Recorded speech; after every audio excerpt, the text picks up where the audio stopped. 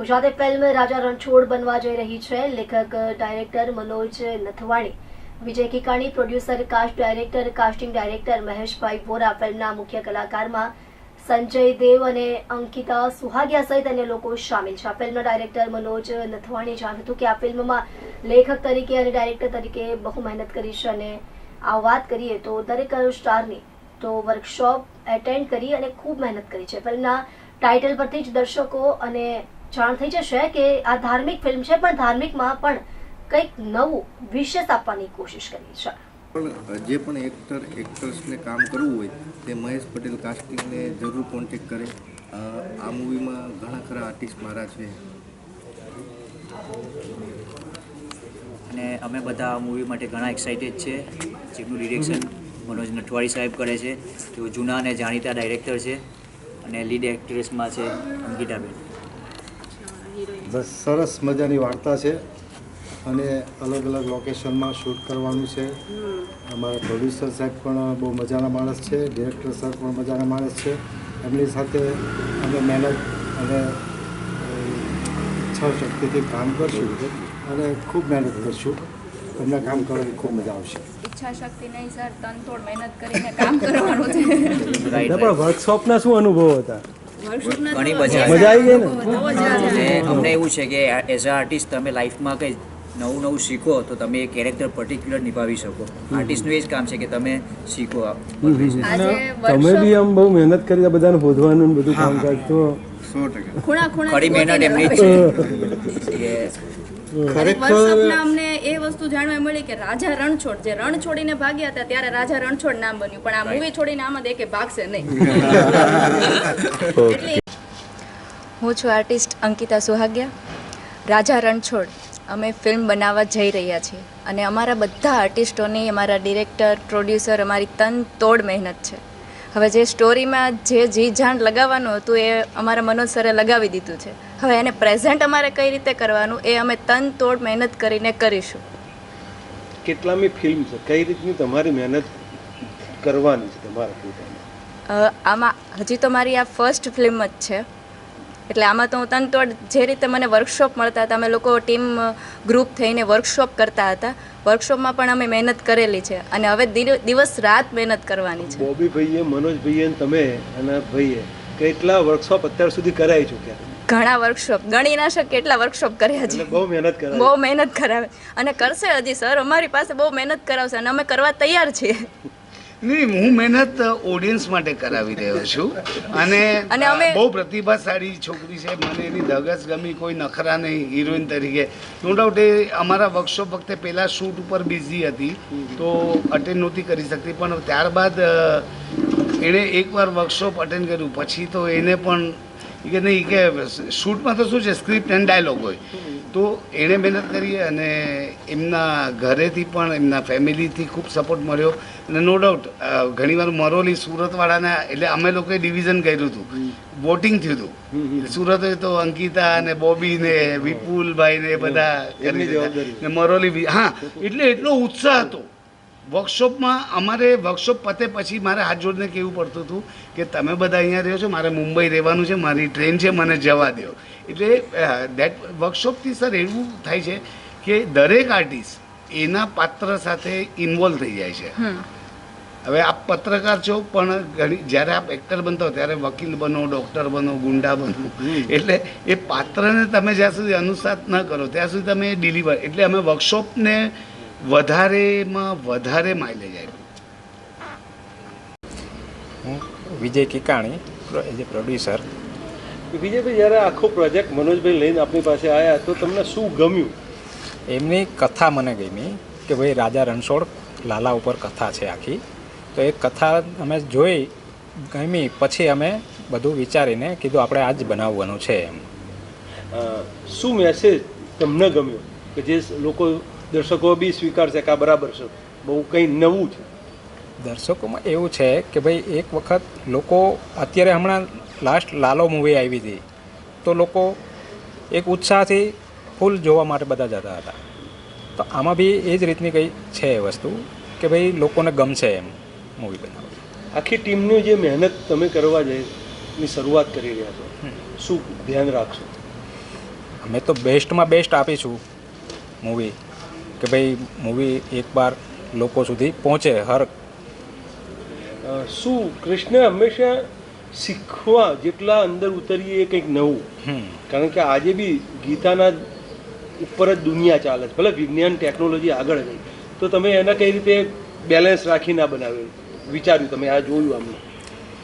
બેલેન્સમાં તો એવું છે કે ભાઈ જે વસ્તુ કૃષ્ણ ઉપર આખી મૂવી બની છે તો એ રીતે કરશું.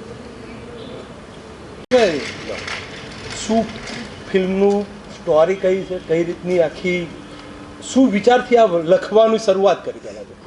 સર્વપ્રથમ તો આપની ચેનલના દર્શકોને હું પ્રણામ અને નમસ્કાર કરું છું, અને ચેનલને ખૂબ ખૂબ આભાર વ્યક્ત કરું છું કે આપ લોકોએ અમારી આ ફિલ્મ માટે, ગુજરાતી ફિલ્મ રાજા રણછોડ માટે અમને એક માઇલેજ આપી રહ્યા છો.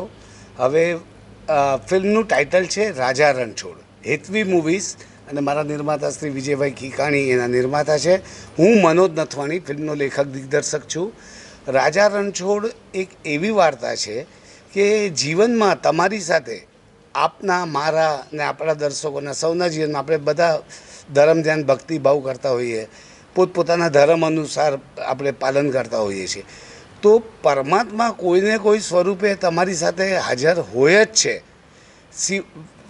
એક જ ભગવાનની એક જ કન્ડિશન છે, તમે શ્રદ્ધાથી સાચા દિલથી ભજો, મુખથી ઓલા નહીં. જ્યારે તમે એને યાદ કરો છો તો એ હાજર થાય જ છે.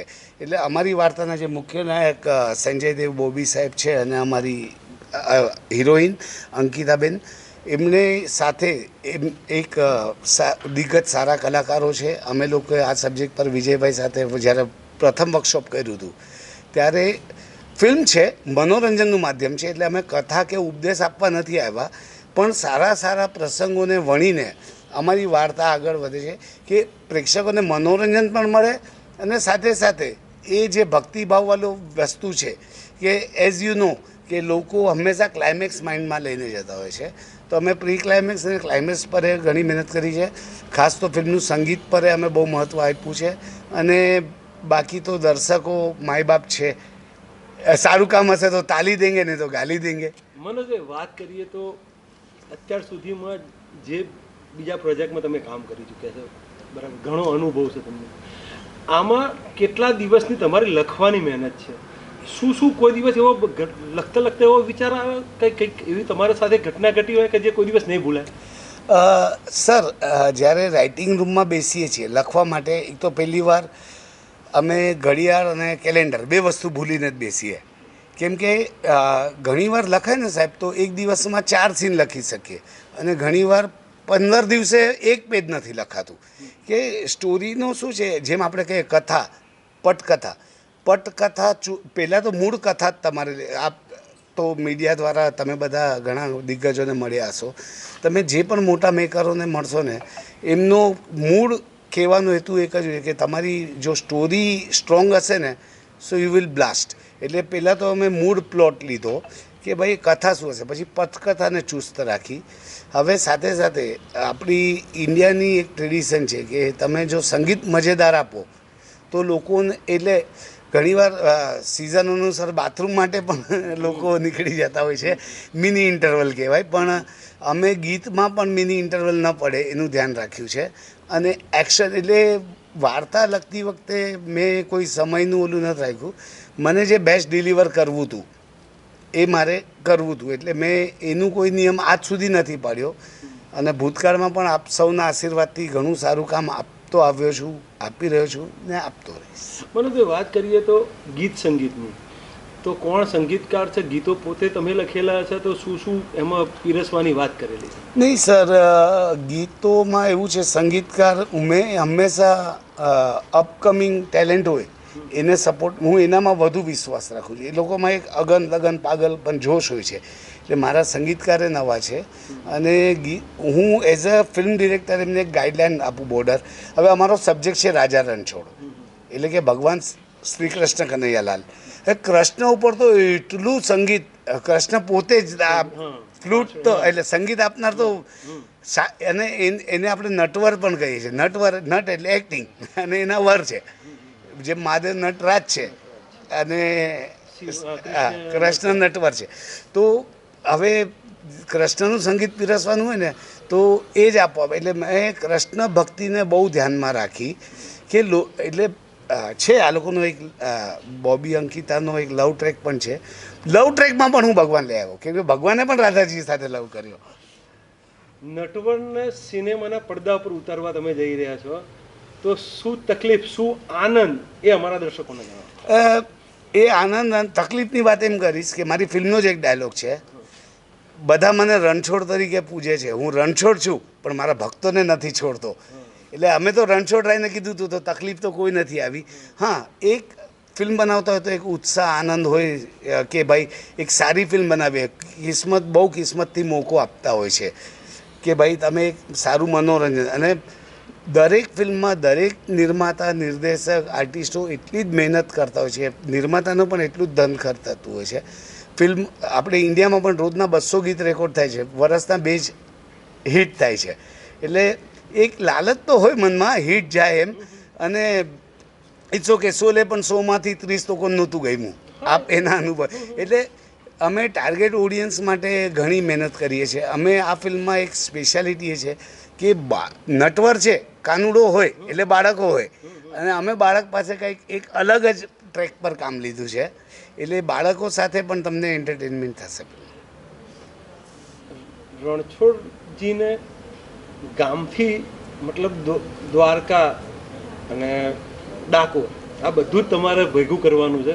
શું સર, એઝ યુ નો આજના સમયમાં ટેકનોલોજી બહુ આગળ વધી ગઈ છે, અને એ પવિત્ર યાત્રા સ્થાનો છે એનો મહિમા ખૂબ છે, ત્યાં ભાવિકો ખૂબ હોય. અને અમને શૂટિંગમાં અમુક જેમ અત્યારે પણ તમે જુઓ છો કે અમે પ્રાઇવસી મેન્ટેન રાખીએ, કે આજકાલ ઓડિયો ટેકનોલોજી આ તે બધું, પણ પ્રયત્ન એ જ છે અમારો કે બહુ સારામાં સારી રીતે અમે જે શ્રદ્ધા સ્થાનો છે, અમારી વાર્તા, સર સાચું કહું ને તો અમે વાર્તાને એ જ લુક આપ્યો છે કે તમે ભક્તિ કરો છો. સાહેબ, કોઈ સુરતમાં રહે છે, કોઈ વડોદરામાં રહે છે, કોઈ યુકેમાં રહે છે, એના ઘરમાં પણ જે સ્વરૂપ છે કે પુષ્ટિમાર્ગમાં લાલો બિરાજતો હોય, સ્વામિનારાયણ સંપ્રદાયમાં પણ ઘરે સેવા હોય છે. તો એટલે એ તો સાક્ષાત તમારી ભેગો જ છે. હા, તમને સમય મળે, તમે પવિત્ર તીર્થસ્થાનમાં જાઓ, તમારા કરમ બદલાય, તમને ઘણી એના વાઇબ્રેશન્સ મળે, એ આખી ડિફરન્ટ જર્ની છે. પણ અમે ડાકોર, દ્વારકા, એના જે મહિમા છે એને અમે બહુ સારી રીતે વાર્તામાં વણી લીધા છે. એનું અમારું પ્રી પ્રોડક્શન પ્લાનિંગ પણ બહુ સ્ટ્રોંગ હતું. સાથે સાથે અમે અમુક બહુ સારા શ્રદ્ધેય સ્થાનો છે સમાજના અમુક વર્ગના, તો સ્પેશિયલી જે લોકો ગૌ માતાને ગૌ પૂજન, ગૌ પાલન, ગૌ સેવા, ગૌ રક્ષા કરે છે, એમના શ્રદ્ધા સ્થાનો છે, એને પણ આ ફિલ્મમાં અમે આવરી લીધા છે.